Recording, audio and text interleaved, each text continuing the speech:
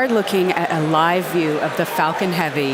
Yes, the Falcon Heavy on historic pad 39A at Kennedy Space Center, awaiting liftoff at 3:45 p.m. local time.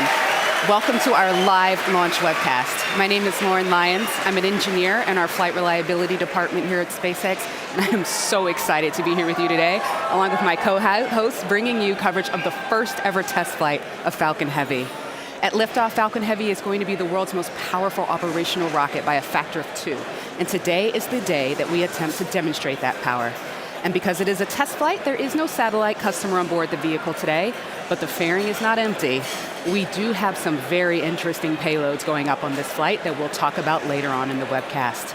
We'll also walk you through the mission profile because this ain't your typical Falcon launch. We've got 28 engines, 3 boosters, 3 separation events, 3 landing attempts, and there's going to be a lot of activity happening all at once. So this test flight is bound to be exciting one way or another. All right, we've got a ton to walk you through today, so let's get going. Hi, I'm Michael Hammersley, a materials engineer in the avionics department. We're very excited. I'm sure you can hear it. To my right, we have a live view of Falcon Heavy on the pad at Kennedy Space Center. Falcon Heavy is essentially 3 Falcon 9 rockets all strapped together, which means it can carry much larger payloads not only to Earth orbit, but to the Moon and Mars as well. So like Falcon 9, Falcon Heavy is a 2-stage launch vehicle. The big difference is that the first stage in Falcon Heavy is comprised of 3 cores, while Falcon 9 has only 1. Now, each one of these 3 cores has 9 M1D engines, making for a total of 27 engines overall. Altogether, those engines produce 5 million pounds of thrust, which is equal to 18 747s at takeoff. In fact, the engines are producing so much power that we don't run them at full thrust all at once. So during ascent, Falcon Heavy will throttle its thrust up and down in both the side and the center cores in order to balance the aerodynamic and structural loads on the vehicle. So about halfway through the first stage's burn, the 2 side boosters will separate and come back to Earth for a simultaneous landing at Cape Canaveral Air Force Station. More about that a bit later.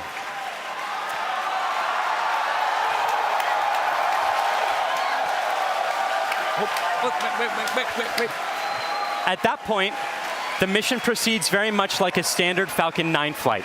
The center core will keep on firing for another minute to burn all of its fuel, and it will perform a standard stage separation from the second stage on top. This second stage, with the fairing right at the very top there, the second stage is exactly the same as any other Falcon 9 flight, except we've loaded a bit more helium onto it this time. Now, that second stage will be sending our payload way out into a Mars-crossing orbit, which we'll also get into a bit later. But all in all, with a successful launch, Falcon Heavy is going to be the largest and most powerful operational rocket in the world. We're very excited to be launching it today. Let's check in on exactly how it's doing. Good afternoon. I'm John Innsbrucker, the Falcon Principal Integration Engineer at SpaceX. We're currently at T-minus 17 minutes, 40 seconds and counting down. The good news that all systems are go for launch. We're working no problems with the SpaceX test flight of the Falcon Heavy launch vehicle. Now we're currently loading propellant on all 3 first stage boosters, and we began loading a couple minutes ago on the second stage LOX tank. Now this is the same method that we use on the single-core Falcon 9. It just scaled to handle 3 first-stage boosters. Now we're loading liquid oxygen and kerosene.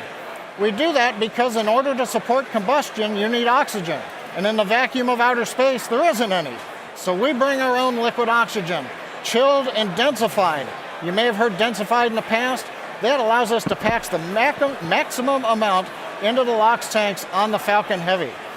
Now our fuel is refined petroleum, RP1. That's essentially just a purified kerosene. It's a safe propellant, easily available, has a lot of history. For example, the Saturn V first stage, flown from the very pad you see on the monitor, on the moon missions, used kerosene and liquid oxygen.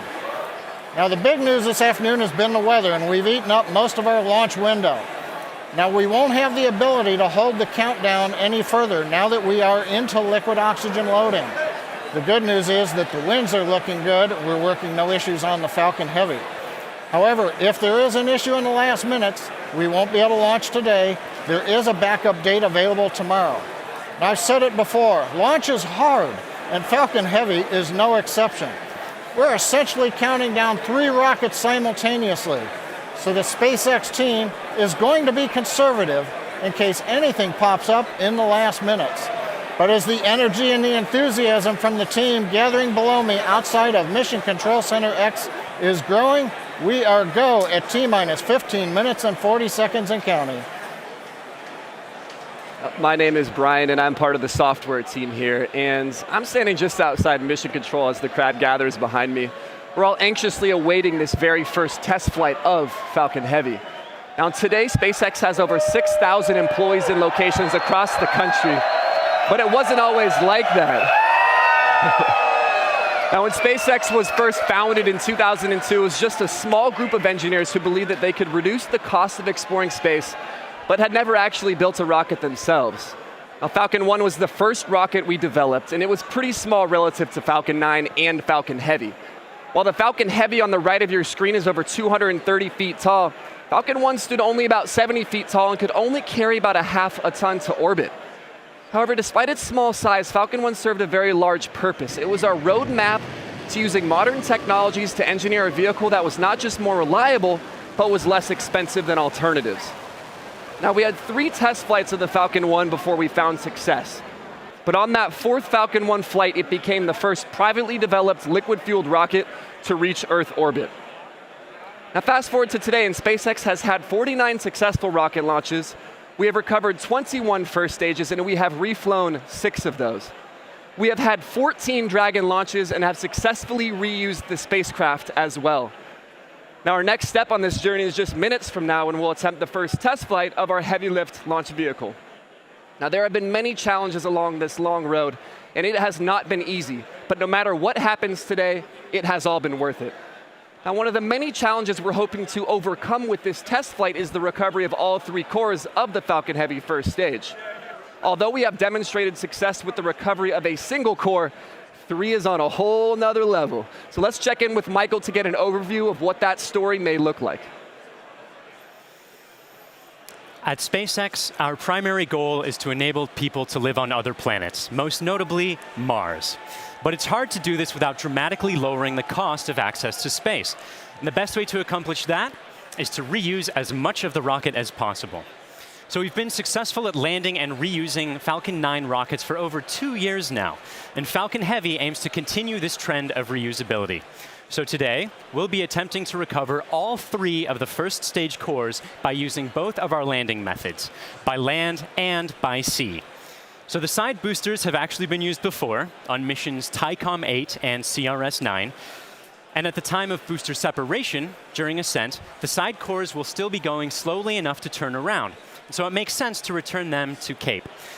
They'll be executing a 3-burn maneuver to get them back to landing zones 1 and 2 and Cape Canaveral Air Force Station. You may have heard of landing zone 1. Landing zone 2 is an identical landing pad right next to it for Falcon Heavy landings. The center core will be going too fast to efficiently return it to Cape Canaveral Air Force Station. So we're going to use the autonomous spaceport drone ship to catch it about 300 miles off the Florida coast. It will also be executing 3 burns to get there. So if all goes well after launch, we'll have 3 first stage cores back on Earth, 2 for the second time, and a wealth of data for perfecting airplane-like operation in the future. So countdown is still proceeding nominally. So let's check in again on how Falcon Heavy is doing. We just passed T-minus 12 minutes in the countdown of the test flight of Falcon Heavy. Fuel is completely loaded on the second stage. The first stage is also loaded with fuel, except for a small top-off that'll happen between T-minus 7 minutes and T-minus 6 minutes. Our major activity now is loading liquid oxygen on the boosters and the second stage. Liquid oxygen propellant loading on the first stages will end between T-minus 4 minutes and T-minus 3 minutes. Liquid oxygen loading on the second stage is the last one to finish, ending by T-minus 2 minutes. Now, in addition to loading propellant, the team is preparing to perform their final checks of the Merlin engines. will begin chill-in of the Merlin engine turbopumps with liquid oxygen as typical at T-minus 7 minutes like we do on Falcon 9 flights. We'll also be verifying valves and using the thrust vector control actuators to move the engines to verify the actuators are working correctly. As we get to T-minus 4 minutes, the clamp on the top of the strung back will open. You can see it just behind the Falcon Heavy. That entire structure will move about 1.5 degrees away from the rocket. At liftoff, it will move the rest of the way to clear Falcon Heavy, just like Falcon 9 flights. At the T-minus 1 minute mark, the flight computers will go into startup mode. They'll be controlling the countdown on the Falcon Heavy. What's different in this flight, engine ignition will begin at T-minus 5 seconds on the 2 side boosters, followed 2 seconds later by the center core. Now we're continuing to watch the weather, making sure that the ground liftoff winds don't exceed the maximum, but they're looking good right now. We continue monitoring the upper altitude winds as reported by the balloons. But right now at T-minus 10 minutes and 10 seconds and counting, the Falcon Heavy test flight is go. Because the first flight of Falcon Heavy is a test mission, we do not have a customer spacecraft on board today. Instead, we put something a little special with SpaceX inside the fairing. Now, more often than not, on the first flight of a new rocket, engineers will choose to fly a mass simulator, which is basically a heavy object of some sort to simulate the dynamics of flying a payload, but with little consequence if the mission doesn't work out exactly as planned.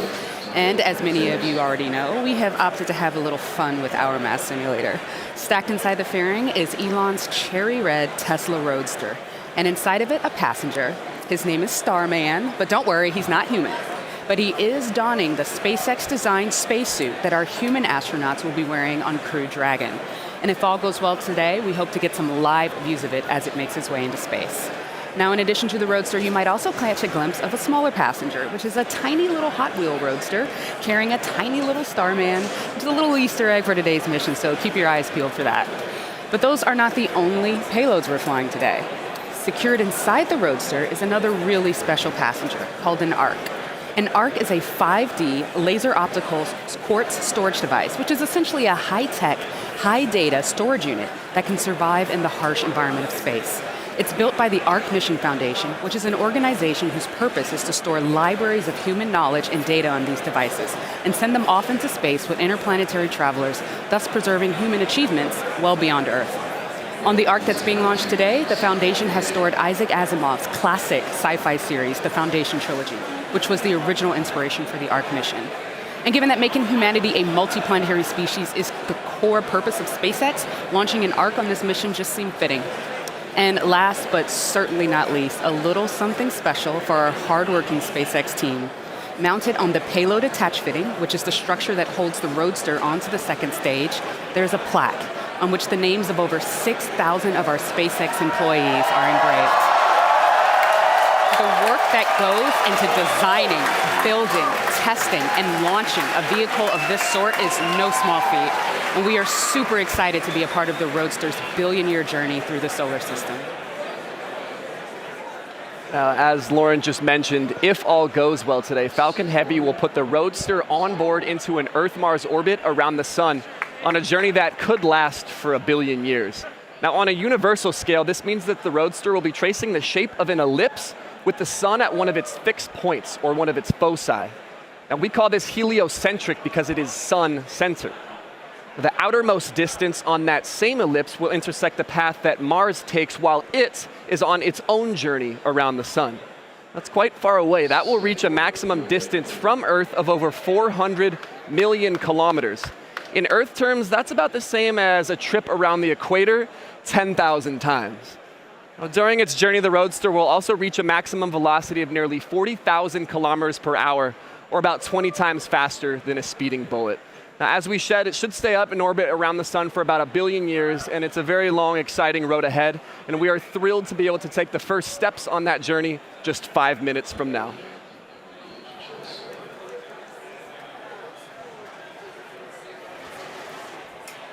The SpaceX team continues to count down for launch of Falcon Heavy test flight. Now, once we light the engines, Falcon Heavy will check the power on all 27 Merlin engines, a critical period in the go-no-go for launch. It'll then command release from the ground hold downs. 40 seconds into flight, we'll decrease power on the two side boosters in preparation for maximum aerodynamic loads on the vehicle. Once we get through this period, Falcon Heavy will throttle back up to full power on the side boosters. About half a minute later, we will again throttle down the two side boosters. This time we're decreasing the forces on the rocket structure. At this point in flight, the vehicle is much lighter, having burned off much of the propellant, but we are increasing thrust. 2.5 minutes into flight, we'll fully turn off the side boosters, an event called BECO, Booster Engine Cutoff. At this point, the pneumatic separation system on the center core will unlock the two side boosters and push them away. The side boosters will disconnect first at the top of the center core, then milliseconds later from the bottom, so they'll actually rotate away from the center core slightly. Once the side boosters are clear, the center core will throttle up to full power and burn for another 25 seconds. Finally, at just past 3 minutes after liftoff, the center core will shut down, an event called MECO, Main Engine Cutoff, and the second stage will separate. From this point on, it's like a Falcon 9 mission. The fairing will separate, the MVAC-D upper stage engine fires, eventually sending the stage and payload out into the solar system to orbit around the sun. So that gives you a feel for the sequence of events we're planning on today's flight. So now, at T-minus 4 minutes, 45 seconds and counting, let's witness the test flight of Falcon Heavy.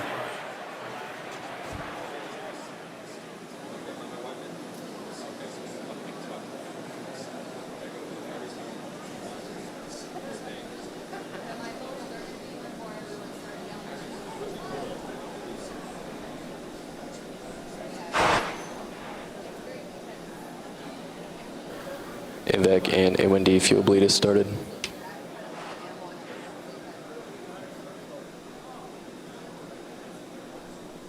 Safety NY cradle lock arms are slow, open. throttling to close up.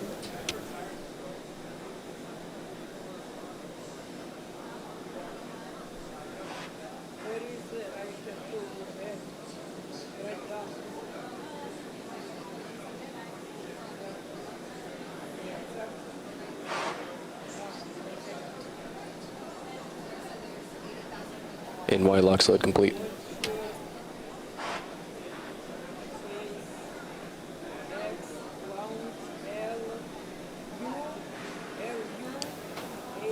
PY lock sled, throttling to close up. PY lock sled complete.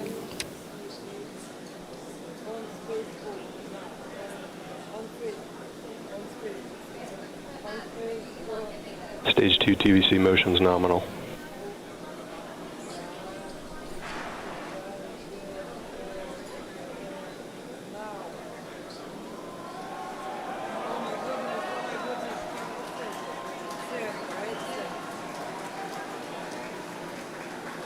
BOGO bleed verification. Center core lock sled complete. Strombeck lower has ended. Strombeck's at 88.2 degrees.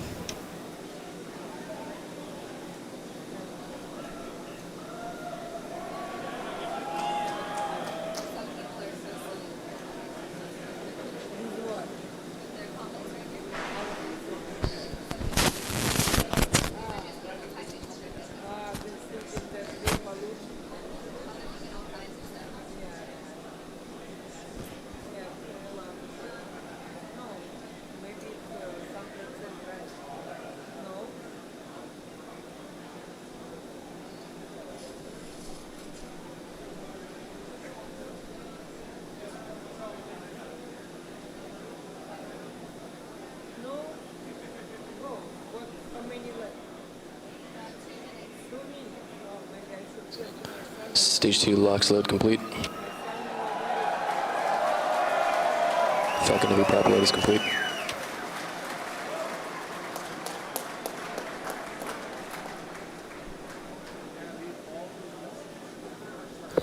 Falcon Heavy is on internal power.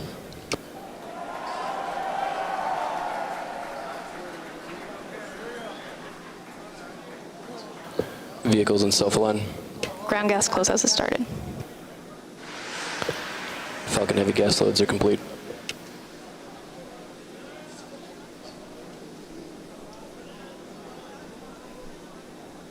M1D fuel bleed complete.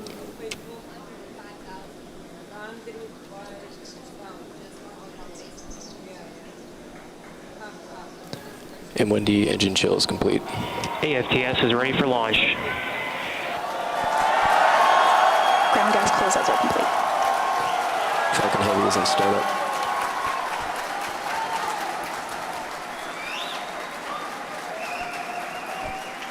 Stage 2 pressing for flight.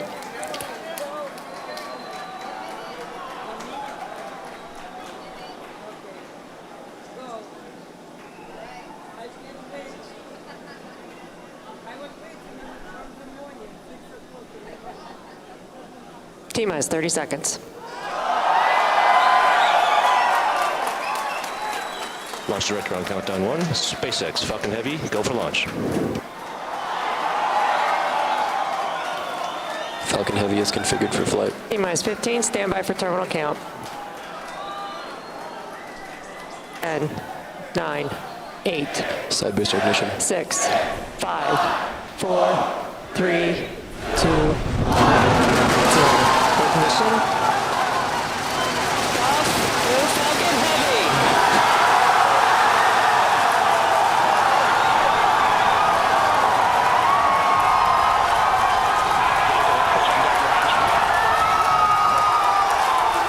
Stage 1 propulsion is nominal.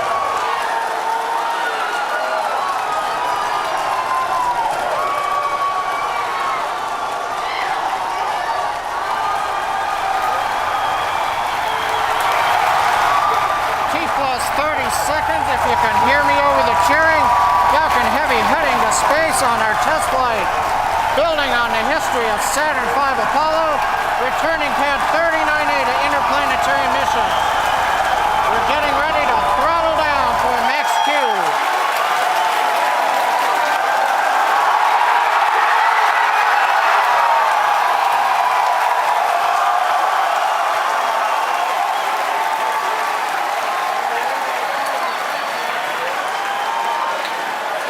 Vehicle supersonic. You've heard the call out. Vehicle is supersonic.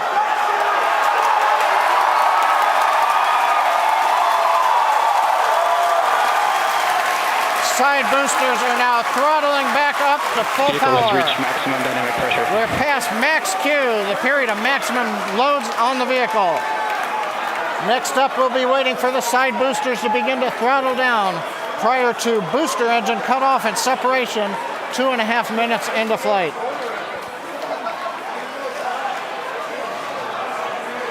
GNC trajectory looks good on the Falcon Heavy.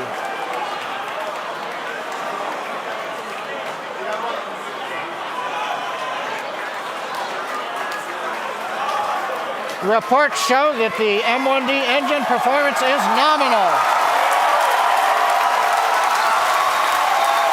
Contact engine chill has begun. Side boosters have begun to throttle down in preparation for the upcoming shutdown in 20 seconds.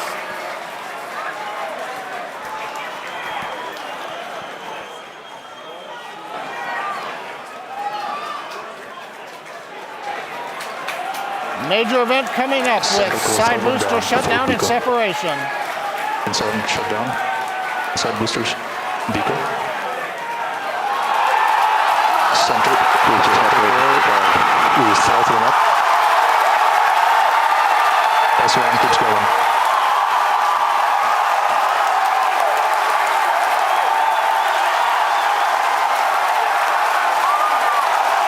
Still booster base box started.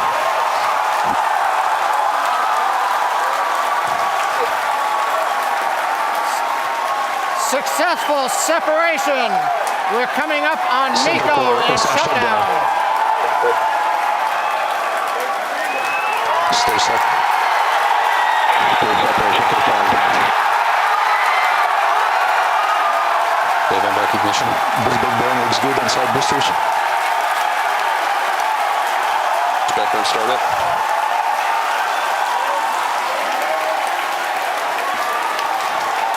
Coming up on fairing separation. Center core side engines on power, also look good.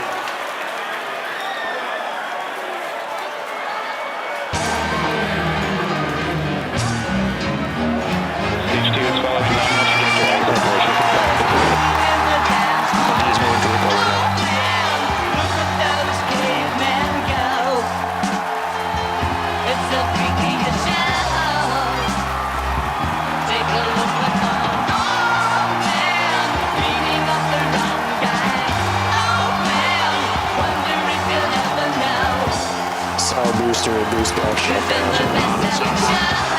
Center core boost back burn shutdown.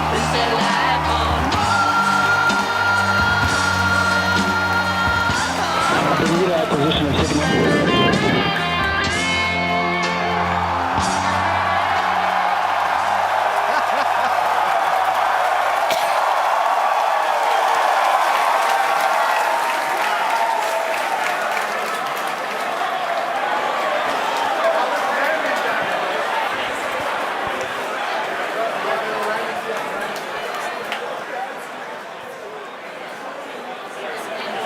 Wow.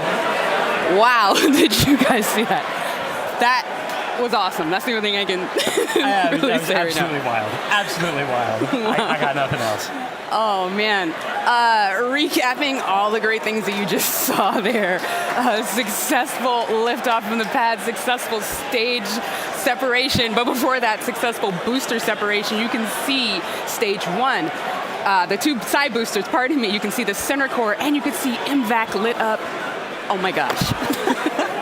Then the beautiful shots of Starman chilling in the Tesla Roadster. Just absolutely incredible. On your screen at the moment, you've got a few things happening. On the upper right, you've got MVAC D continuing its burn. On the upper left, you have the center core headed back towards the autonomous spaceport drone ship. And in the two bottom screens, you've got the side boosters headed back towards Cape Canaveral Air Force Station, landing zones 1 and 2.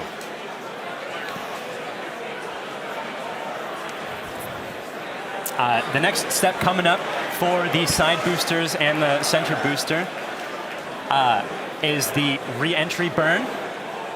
That's going to slow it down from, or slow all the boosters down from way faster than the speed of sound to just faster than the speed of sound in order to reduce some of those aerodynamic forces and heating that occurs when you're moving that quickly through the atmosphere.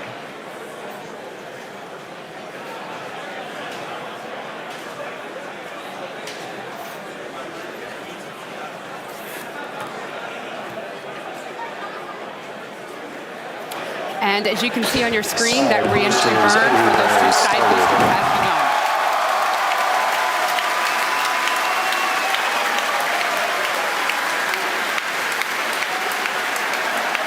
Side boosters entry burn shut down.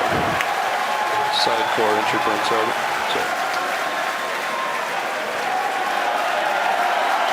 The center core in the upper left of your screen performing its own re-entry burn. You can see the edge of Cape Canaveral in both of the side booster cameras as those are coming in. PY and NY side boosters have saved. Center core entry burn shutdown. And even though those look very similar, those two boosters' views, those are actually representing different boosters. And they're heading towards Earth. They're about to begin their landing burns. We'll hopefully be able to bring you nice footage of that. Both side boosters transonic. And watch for the landing lights deploy at the tail end of that landing burn.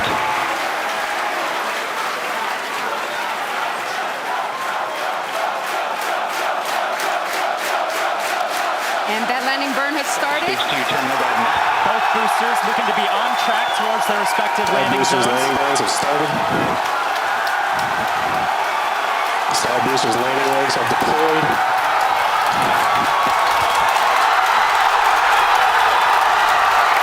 And the Falcons have landed.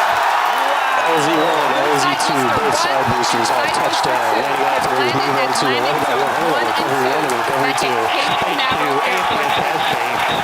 coming up very shortly, the center core will be attempting its landing on the autonomous spaceport drone ship.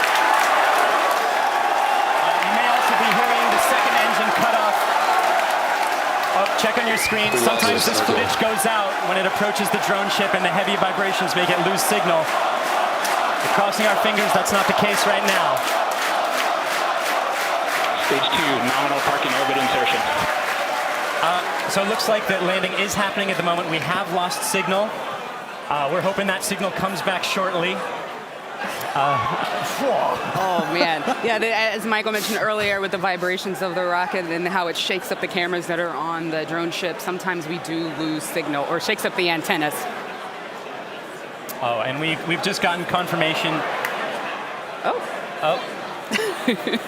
We're waiting to hear what happens, and so we're listening in, and we're still waiting to hear. We'll let you know as soon as we find out. You'll know. People are cheering, but we'll get the call and know hopefully very, very soon how that center core is doing, whether it's standing up proud on that drone ship or not. Meanwhile, other two landings. those were absolutely gorgeous. Meanwhile, the second stage is continuing its trajectory towards Mars. It's all looking good there. John, come give us a recap of the full mission. He stands. Well, if you could hear all that cheering, it was an outstanding test flight of the Falcon Heavy.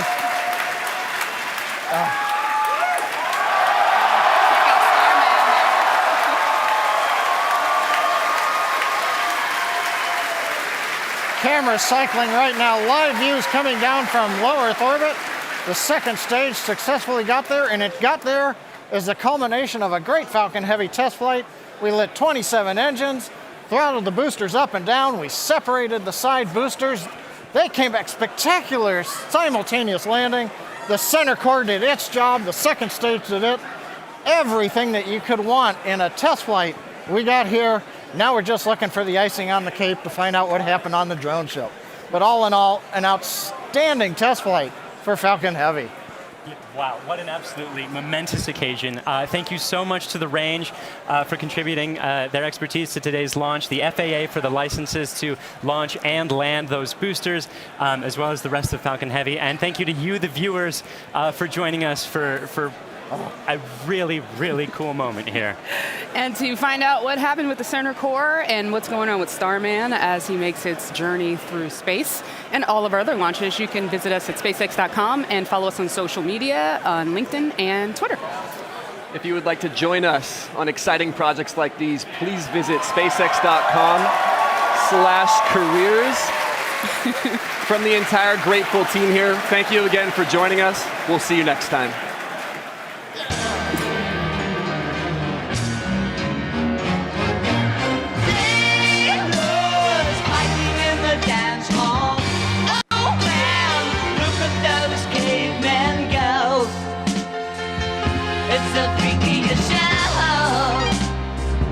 Take a look at the old man beating up the wrong guy. Oh man, wonder if he'll ever know who's in the best-selling show. Is there life?